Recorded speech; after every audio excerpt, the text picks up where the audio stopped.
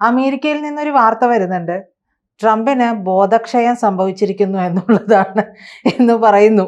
കാരണം Nobel prize വിചാരിച്ചതുപോലെ അങ്ങ് ഒത്തില്ല. അത് അർഹിക്കുന്ന കൈകളിലേക്ക് തന്നെ എത്തിച്ചേർന്നിരിക്കുന്നു എന്നുള്ളതാണ് വിവരം. എന്താണ് അതിന്റെ കൂടുതൽ വിശദാംശം മാഷേ?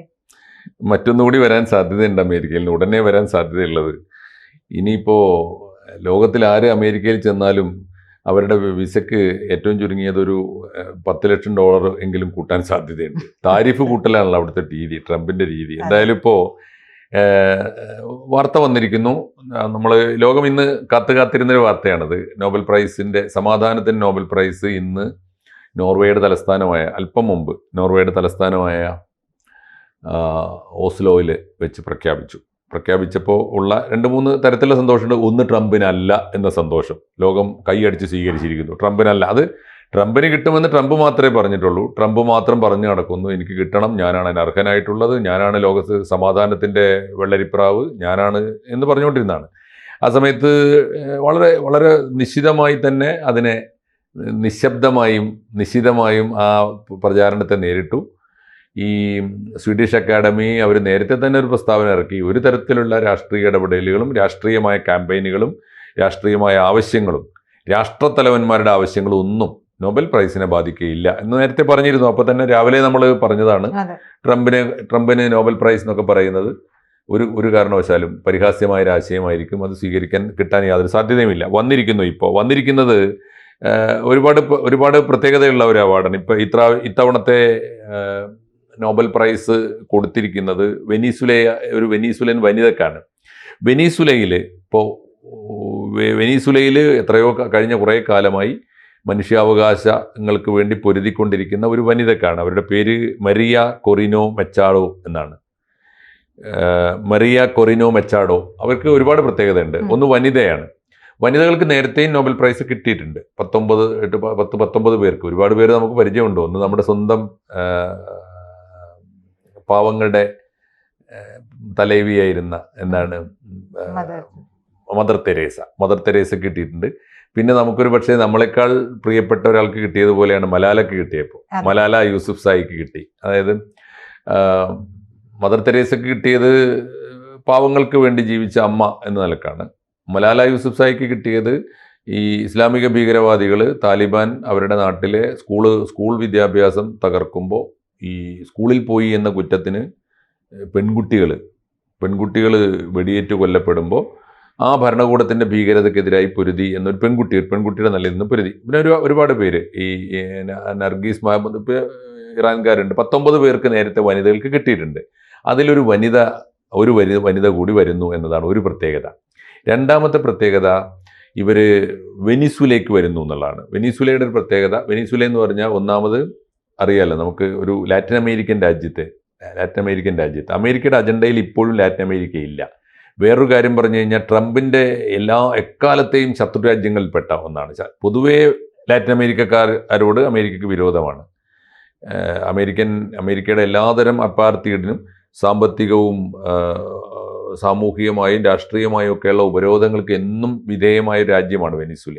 ഹ്യൂഗോ ഷാവേസിൻ്റെ നാടാണ്. ഷാവേസാണ് ഒരുപക്ഷെ ഒരു കാലത്ത് അമേരിക്കൻ ഉപരോധങ്ങൾക്ക് അതിജീവിച്ചു നിന്നൊരു വലിയ നേതാവ്. പക്ഷേ ഷാവേസിന് ശേഷം അവിടെ നിരന്തരമായ കലാപങ്ങളും പ്രക്ഷോഭങ്ങളും ഒക്കെ നടന്നിരുന്നു. അതാണ് ഒന്ന്.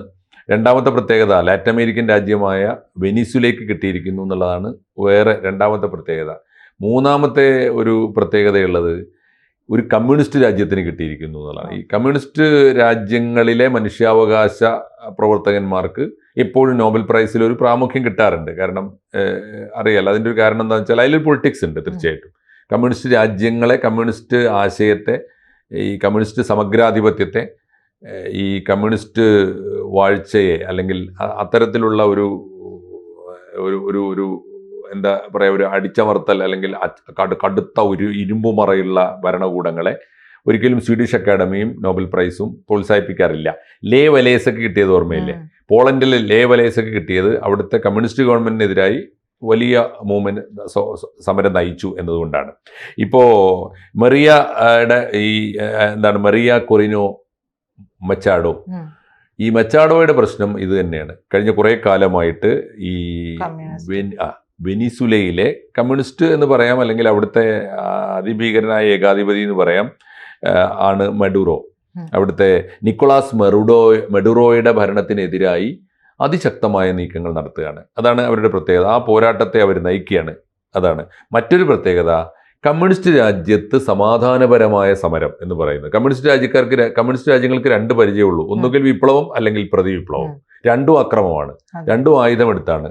ഇപ്പോൾ നമ്മൾ കാണുന്ന പല രാജ്യങ്ങളിലും അങ്ങനെയാണ്. എവിടെയൊക്കെ കലാപം ഉണ്ടായിട്ടുണ്ടോ അവിടെയൊക്കെ ആയുധം കൊണ്ട് ഭരണകൂടത്തെ അട്ടിമറിച്ചിട്ട് ആണ് ഇപ്പോൾ നടക്കുന്നത്. അപ്പോൾ അങ്ങനെ വന്നു കഴിഞ്ഞാൽ അക്രമ സമരത്തിലൂടെ അല്ലാതെ ഒരു കമ്മ്യൂണിസ്റ്റ് ഭരണകൂടത്തെയും ആരും അട്ടിമറിച്ചിട്ടില്ല. അതാണ് അതിൻ്റെ ഒരു പ്രത്യേകത. അപ്പോൾ അതിന് പകരം ഇപ്പോൾ വന്നിരിക്കുന്ന ഒരു പ്രത്യേകത, ഇവർ എത്രയോ കാലമായി ഈ മച്ചാഡോ അവിടെ സമാധാന മാർഗത്തിൽ സമരം ചെയ്യാണ്, അഹിംസാ മാർഗത്തിൽ സമരം ചെയ്യാണ്. മച്ചാഡോയുടെ ഒരു പ്രത്യേകത, അത്രയൊക്കെയാണ് ഇതിൻ്റെ പ്രത്യേകത. 19 പേർക്ക് നേരത്തെ വനിതകൾക്ക് കിട്ടിയിട്ടുണ്ട്. അതിലൊരു അവസാനവും വന്നിരിക്കുന്ന വനിതയാണ് എന്നുള്ളതാണ് പ്രത്യേകത. പിന്നെ അവർക്ക് ഇനിയും ഒരുപാട് കാലം അവരുടെ നാട് അനുവദിച്ചാൽ ഇനിയും ഒരുപാട് കാലം സേവനം ചെയ്യാനുള്ള ആയുസ്സുണ്ട്. അവർക്ക് 58 വയസ്സേ ഉള്ളൂ. നമ്മളെ 57-58 വയസ്സുള്ളൂ.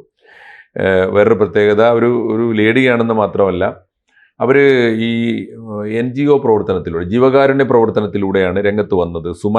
എന്താണ് അവരുടെ സുമാറ്റ എന്ന് പറയുന്ന ഒരു NGO ആണ് അവരുടെ പ്രസ്ഥാനം. ആ പ്രസ്ഥാനത്തിലൂടെയാണ് അവർ രംഗത്ത് വന്നത്. പിന്നീട് അവർ ഒരു രാഷ്ട്രീയ പാർട്ടി രൂപീകരിച്ചു. സുമാറ്റോട് വിട്ടു. കാരണം സുമാറ്റോ ഒരു നോൺ ഗവൺമെന്റിലാണ്, നോൺ പൊളിറ്റിക്കലാണ്.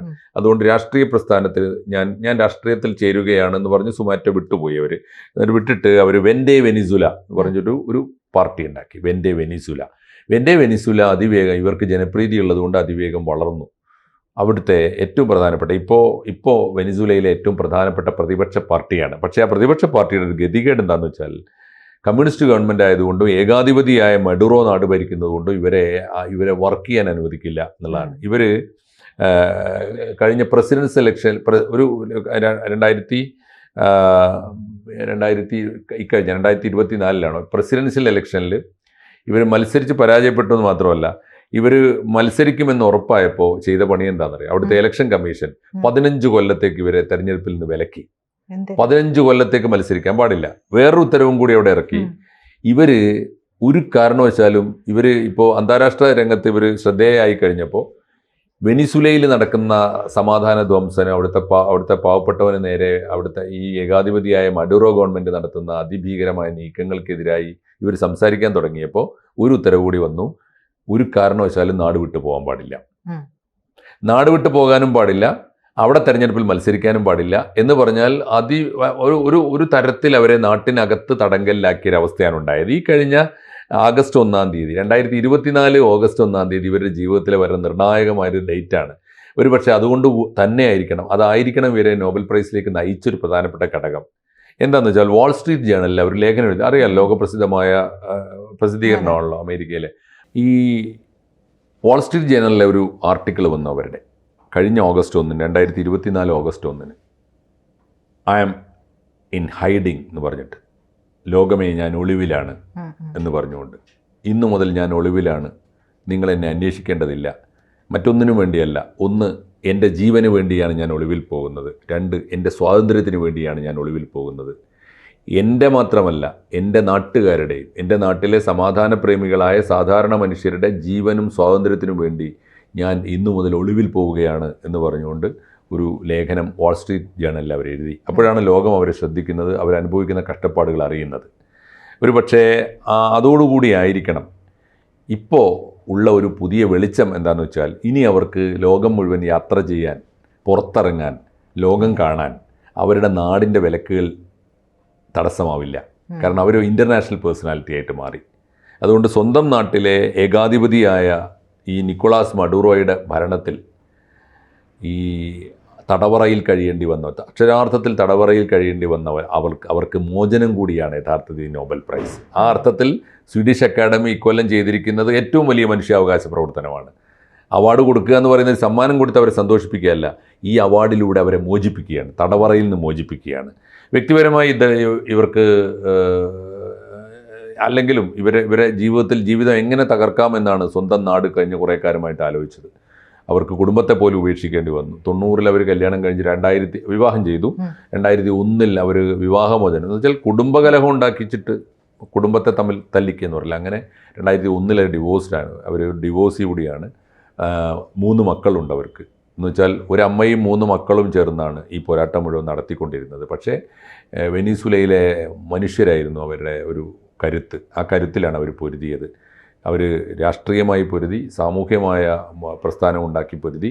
ആ 2 പോരാട്ടവും ഇത്രയും കാലം കാണാത്ത വിജയത്തിലേക്ക് ഇപ്പോൾ ചെല്ലുകയാണ്.